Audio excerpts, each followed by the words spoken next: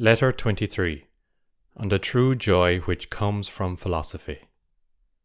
Do you suppose that I shall write you how kindly the winter season has dealt with us, a short season and a mild one, or what a nasty spring we are having, cold weather out of season, and all the other trivialities which people write when they are at a loss for topics of conversation?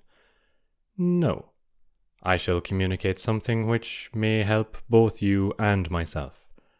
And what shall this something be, if not an exhortation of soundness of mind? Do you ask what is the foundation of a sound mind? It is not to find joy in useless things. I said that it was the foundation. It is really the pinnacle. We have reached the heights if we know what it is that we find joy in, and if we have not placed our happiness in the control of externals. The man who is goaded ahead by hope of anything, though it be within reach, though it be easy of access, and though his ambition have never played him false, is troubled and unsure of himself. Above all, my dear Lucilius, make this your business. Learn how to feel joy. Do you think that I am now robbing you of many pleasures when I try to do away with the gifts of chance, when I counsel the avoidance of hope, the sweetest thing that gladdens our hearts? Quite the contrary. I do not wish you ever to be deprived of gladness. I would have it born in your house, and it is born there if only it be inside of you. Other objects of cheer do not fill a man's bosom. They merely smooth his brow and are inconsistent. Unless perhaps you believe that he who laughs has joy. The very soul must be happy and confident, lifted above every circumstance. Real joy, believe me, is a stern matter. Can one, do you think, despise death with a carefree countenance, or with a blithe and gay expression, as our young dandies are accustomed to say? Or can one thus open his door to poverty, or hold a curb on his pleasures, or contemplate the endurance of pain? He who ponders these things in his heart is indeed full of joy, but it is not a cheerful joy. It is just this joy, however, of which I would have you become the owner, for it will never fail you when once you have found its source. The yield of poor minds is on the surface. Those are really rich whose veins lurk deep, and they will make more beautiful returns to him who delves unceasingly. So too those baubles which delight the common crowd afford but a thin pleasure, laid on as coating, and even joy that is only plated lacks a real basis. But the joy of which I speak, that to which I am endeavouring to lead you, is something solid, disclosing itself the more fully as you penetrate into it. Therefore I pray you, my dear Lucilius, do the one thing that can render you really happy. Cast aside and trample underfoot all the things that glitter outwardly and are held out to you by another, or as obtainable from another. Look toward the true good, and rejoice only in that which comes from your own store.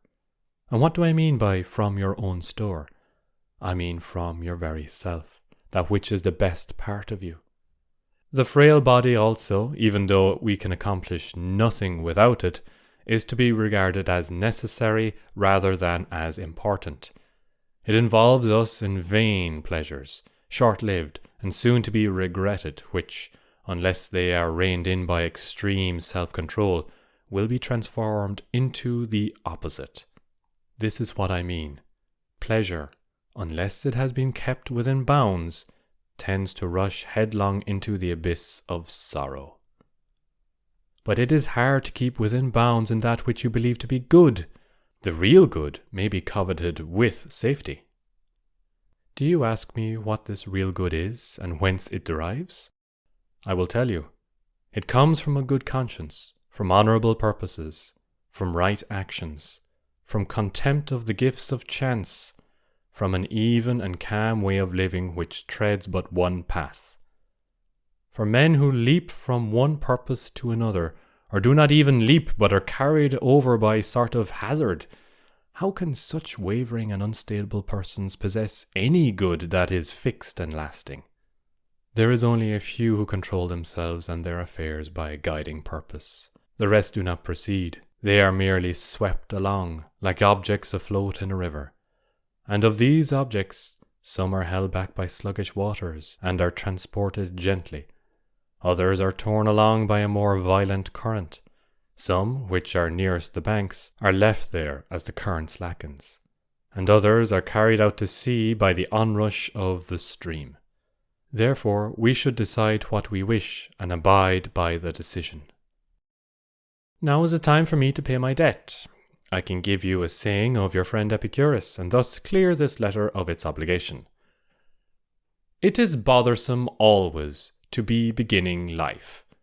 Or another, which will perhaps express the meaning better. They live ill who are always beginning to live. You are right in asking why. The saying certainly stands in need of a commentary. It is because the life of such persons is always incomplete. But a man cannot stand prepared for the approach of death if he has just begun to live. We must make it our aim already to have lived long enough. No one dreams that he has done so if he is just at the point of planning his life. You need not think that there are few of this kind. Practically everyone is of such a stamp. Some men, indeed, only begin to live when it is time for them to leave off living. And if this seems surprising to you, I shall add that which will surprise you still more.